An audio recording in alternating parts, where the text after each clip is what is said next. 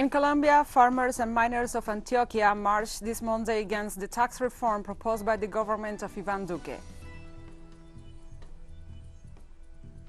In Brazil, a parliamentary inquiry commission investigates possible negligence and the use of federal funds by the government of President Jair Bolsonaro in the context of the COVID-19 pandemic. In Vienna, talks aimed at bringing the United States back into the 2015 Iran nuclear deal will resume on April 27th.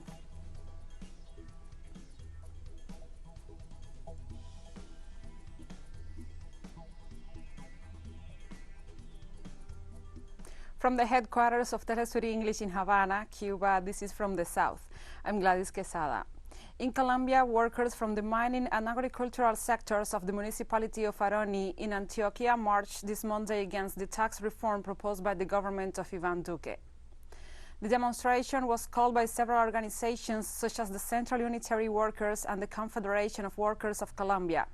Among the various complaints, protesters pointed out that Iván Duque is trying to compensate the impact of the pandemic on the country's economy with this tax reform. The unions call on all indigenous and rural communities in the territory to join the national strike to be held in Bogotá on April 28th.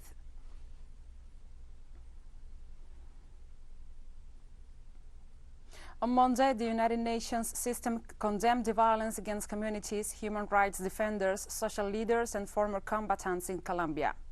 The UN reiterated the call for an immediate cessation of hostilities that will allow progress in recovery efforts in the country in the midst of the COVID-19 pandemic and urged the strengthening of measures to effectively safeguard the lives and rights of all persons. The statement detailed that these violent events, with serious impacts on the lives of people and communities, are occurring in territories with the presence of illegal armed groups and criminal organizations, and also stressed the unlawful economic activities where there is recruitment of minors and with limited presence of governmental representatives. Finally, the organization reiterated its solidarity with all victims and stressed that it will continue to accompany communities, ethnic authorities, and state entities to address common concerns, overcome the conflict, and advance in the consolidation of peace in Colombia.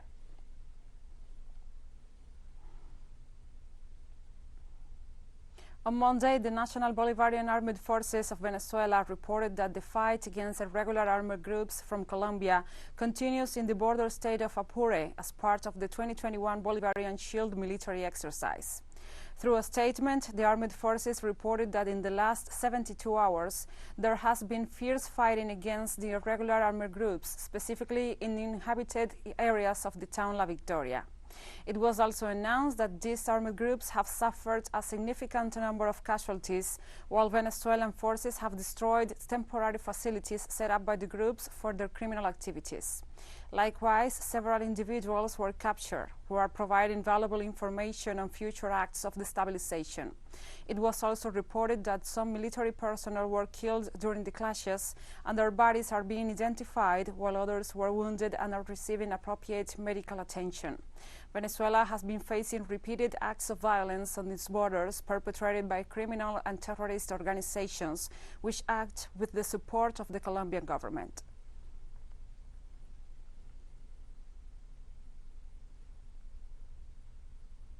This Monday, the Chilean Dock Workers Union called for a nationwide strike to support the proposal for a third early withdrawal from private pension funds in the midst of the ongoing economic crisis. In a statement, the union stressed the strike is to protest against President Sebastián Piñera's decision to appeal to the Constitutional Court to block the bill which will allow Chileans to withdraw 10% of their pension funds for the third time. The strike action seeks to pressure the government to approve the third withdrawal without any fine print or payment of taxes on the withdrawals. Protesters also demanded an immediate solution to the insecure situation faced by health personnel on the front line of the COVID-19 emergency. The dock workers' unions call on other unions and social movements to join the strike action.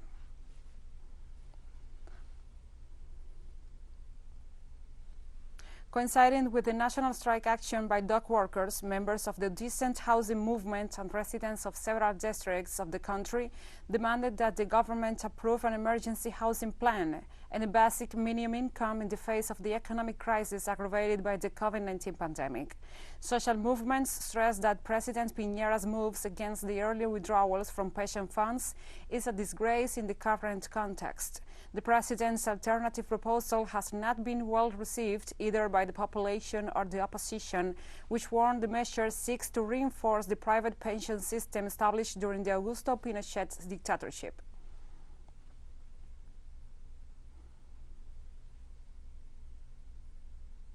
And Chileans reacted after President Sebastián Piñera presented his alternative bill for a third 10% pension withdrawal after he challenged an opposition and highly popular proposal passed in Congress in court, claiming it was unconstitutional.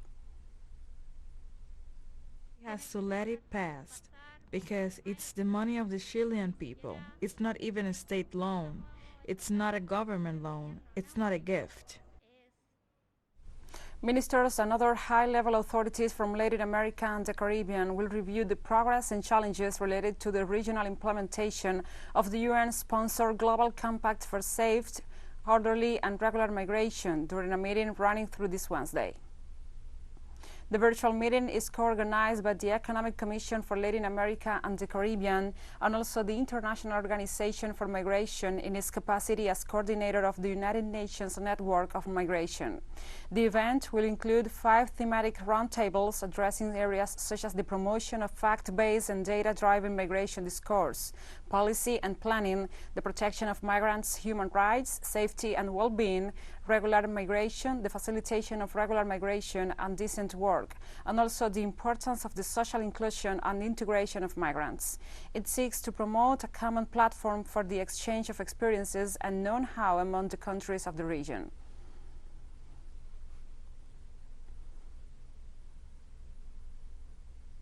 In Peru, presidential candidate Pedro Castillo of the Free Peru Party has doubled his lead against his opponent in this June 6 second round, Keiko Fujimori. According to a poll conducted by the Institute of Peruvian Studies and published in La República newspaper, Castillo enjoys 41.5% support against 21.5% for far-right candidate Fujimori, representing the biggest lead yet ahead of the runoff vote. All polls conducted so far have shown Castillo with a significant lead, but this varied from 11 to 15 percentage points, not 20 as in the latest survey. Peru remains immersed in a deep political crisis, and many voters are expected to leave their ballots blank or remain undecided.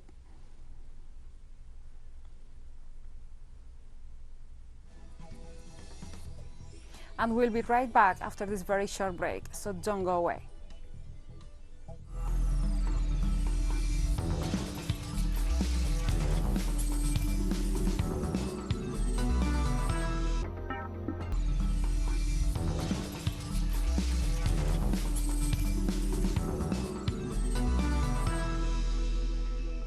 Welcome back to From the South.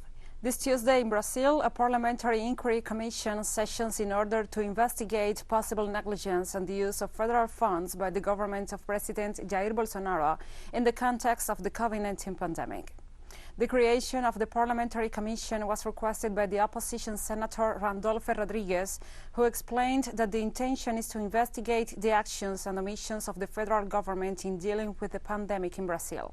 The Commission will evaluate criminal negligence in the purchase of vaccines, minimizing the severity of the pandemic, the lack of incentives to adopt restrictive measures, the treatments without proven scientific evidence, as well as Bolsonaro's responsibility in the lack of attention to address the environmental crisis in the Amazon and the indigenous genocide.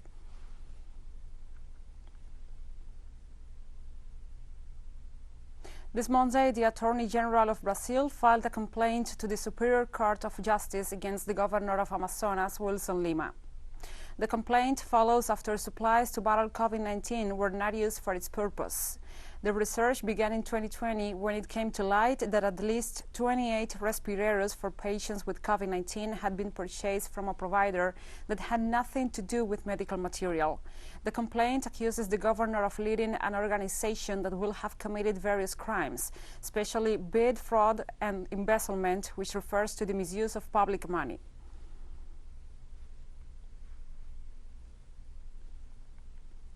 The president of Brazil's National Health Surveillance Agency, Antonio Barra, informed on Monday that his country will not import the Sputnik V vaccine nor allow its use on Brazilian citizens.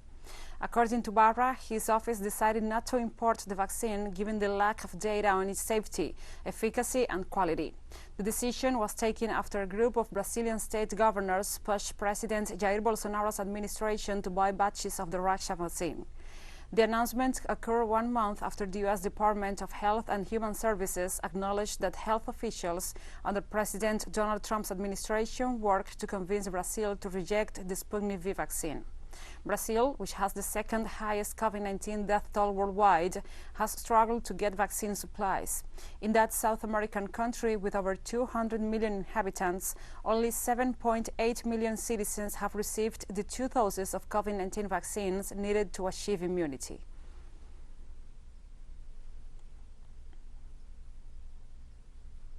For their part, the Russian manufacturers of Sputnik V COVID-19 vaccine claim on Tuesday that Brazil's Health Surveillance Agency refusal to acquire the drug is political and have nothing to do with access to information or scientific aspects.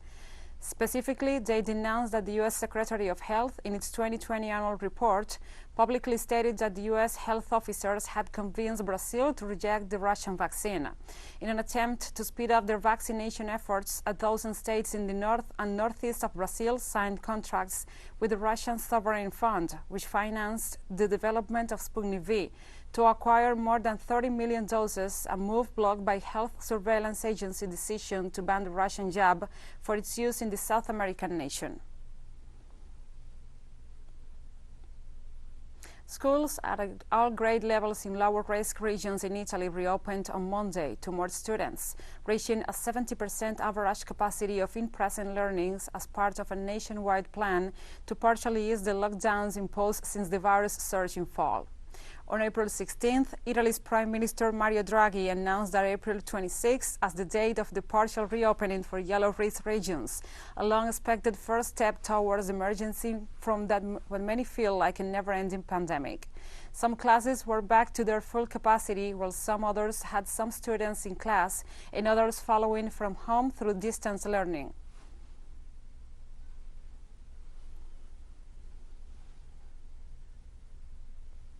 Teachers are extremely tired because for more than a year they have had to reshape their way of teaching, and above all, now they have a dual approach because they have to add in one way with in-person learning and in another with distance learning. The difficulty of having many classes in which between 50% and 70% are in classes and the rest are at home, so having to teach at the same time in presence and at distance is having an impact. So really, teachers have worked hard and now they are feeling the fatigue of the hard work. Surely, a return to almost 100% helps us as kids, us as a student. How can I say it is to improve the quality of teaching? So let's hope that we can continue like this for the last month. For us in particular, who are in the 5th year, I am in my 5th year of the high school. So preparing for our final exam with in-person learning is surely better than doing it from home. CYPRUS entered a new 2-week lockdown on Monday as it tries to stop the spread of the new coronavirus infections. The return to lockdown mode means the closure of retail stores, restaurants and gyms, and the expansion of a nighttime curfew from 6 to 8 hours. Authorities said the restrictions will be enforced until May 9th and include a ban on all public gatherings and youth sports activities. Officials have said the recent spike is likely owed to the British variant of the coronavirus, which is now widespread in Cyprus. The development follows a sharp spike in COVID-19 infections that set a record for daily new cases on the island. The new measures, I don't agree with them because they had to be implemented quite a few months before. Not now, because cases have increased and we are heading towards a worse situation. They had to be done before. The head of the World Health Organization on Monday warned that the coronavirus pandemic has had a devastating impact on immunization campaigns around the world, warning that the gaps in vaccination coverage present grave consequences. The pandemic has caused several disruptions to immunization services around the world. New WHO data shows that as a result of COVID-19, 60 immunization campaigns are currently suspended in 50 countries. That means about 228 million children are vulnerable right now to deadly vaccine-preventable diseases such as measles, yellow fever, and polio. Measles campaigns are the most affected, accounting for 23 of the postponed campaigns. Many measles campaigns have now been delayed for more than a year. The first doses of vaccines donated by Europe and delivered through the COVAX program arrived in Mauritania on Monday. Last week, France became the first rich country to donate COVID-19 vaccines from its national supply to a developing nation through the UN's COVAX program for low and middle-income countries, shipping doses to Mauritania. On Twitter, the French embassy in the country said the objective of the donation is to help the African country to speed up its vaccination program. French President Emmanuel Macron pledged to donate at least 500,000 doses to the COVAX program through to mid-June, and officials said the total could reach around 13 million doses by the end of the year.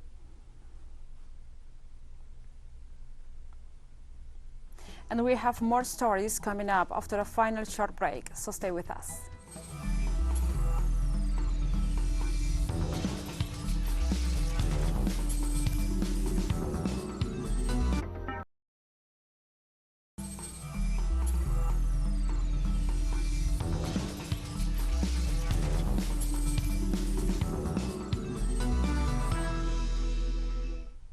Welcome back from the South. In Vienna, talks aimed at bringing the United States back into the 2015 Iran nuclear deal will resume on April 27th. The remaining parties to the Joint Comprehensive Plan of Action agreed during a meeting in Vienna's Grand Hotel to form a third expert working group to focus on practical steps required to restore the accord. Two working groups have spent the past few weeks working on drafting a comprehensive list of sanctions that the U.S. will need to lift, and the nuclear steps that Iran will need to reverse for all sides to go back into full compliance with the deal. Iranian President Hassan Rouhani stated on Tuesday that talks in Vienna have progressed up to 70% and that results should be reached in a short time if the U.S. representatives move within the framework of honesty. U.S. President Joe Biden's administration has said it is ready to remove all sanctions that are inconsistent with the deal, although it has not spelled out which measures it means. Cabinet spokesperson Ali Rabiei stated on Tuesday that Iran seeks the release of all Iranian sanctions-related prisoners held in the U.S. To see all sanctions-related prisoners who have been unfairly put under arrest and jailed in U.S. prisons released for the sake of human considerations. I say this much: their number is more than American prisoners in Iran. This depends on the actions of the American side and the way it will address this issue. In Myanmar, ethnic Karen guerrillas attacked an army base on Tuesday in opposition to the military takeover that ousted the government of Aung San Suu Kyi.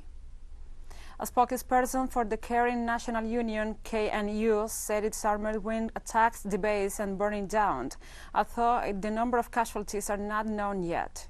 There was no immediate comment from Myanmar's military government. The KNU, which controls territory in eastern Myanmar near the border with Thailand, is a close ally of the resistance movement against the military takeover. Several hours later, Myanmar's military staged airstrikes on villages in territory controlled by the Karen forces, said a guerrilla spokesperson.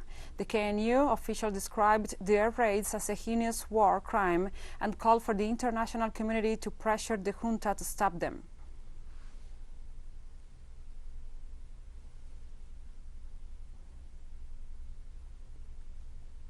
And protests in the center of Myanmar's largest city stopped weeks ago. However, citizens against Myanmar's military junta returned to the streets of Yangon on Tuesday. Yangon is where the first major demonstrations were held against the February takeover that ousted the government of Aung San Suu Kyi. According to the Assistance Association for Political Prisoners activist groups, at least 753 civilians have been killed by security forces. Over 3,400 people are under detention, and 79 of them have been convicted. Southeast Asian leaders met junta leader Min Aung Hlaing this Saturday and said they had consensus to end the violence. Although Aung San Suu Kyi remains in detention, accused of breaking a national security law, among other charges.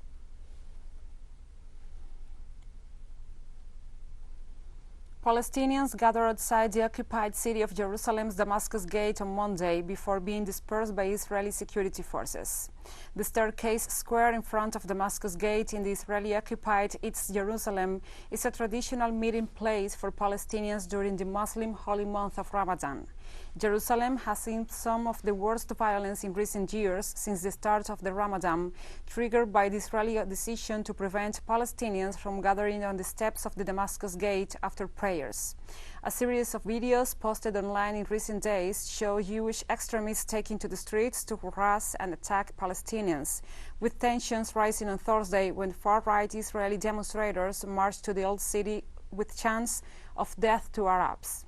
More than 100 Palestinians were wounded in clashes with the occupation's police, and dozens were arrested.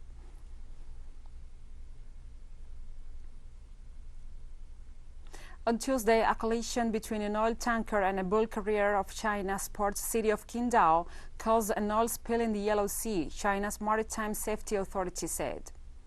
The 272-meter-long tanker was reportedly at anchor when the other vessel apparently careened into it in southeast China's waters. Goodwood Ship Management declared that the force of the impact caused a breach in the ballast tank, with an undetermined quantity of oil lost into the ocean. Operators suggested that dense fog in the area at the time of the incident may have been a factor in the collision. Emergency procedures on board has already begun to limit the loss of product, and no injuries are reported. China's Shandong Maritime Safety Administration warned other ships to stay at least 10 nautical miles away from the scene of the collision. According to reports, Liberian-flagged tanker A Symphony carried out 1 million barrels of oil.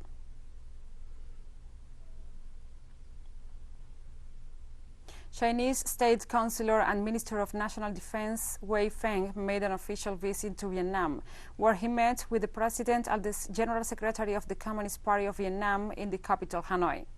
The Secretary General of the Communist Party, Nguyen Phu Trong, extended congratulations for China's success in fighting COVID-19 and achieving continued economic development. Meanwhile, in his remarks, President Nguyen Xuan Phuc said Vietnam firmly upholds the One China principle, noting that the neighboring country will remain on guard against and firmly resist any schemes to undermine Vietnam-China relations. For his part, the Chinese Defense Minister said China and Vietnam are a community with a shared future of strategic significance.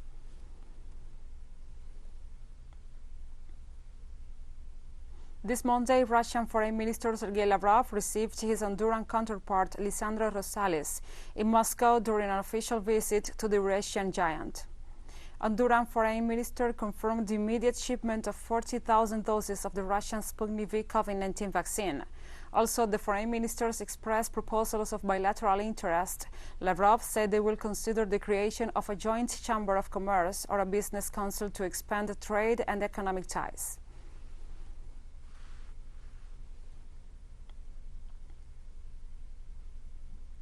And we have come to the end of this news brief. But remember, you can find this and many other stories on our website at telesurenglish.net.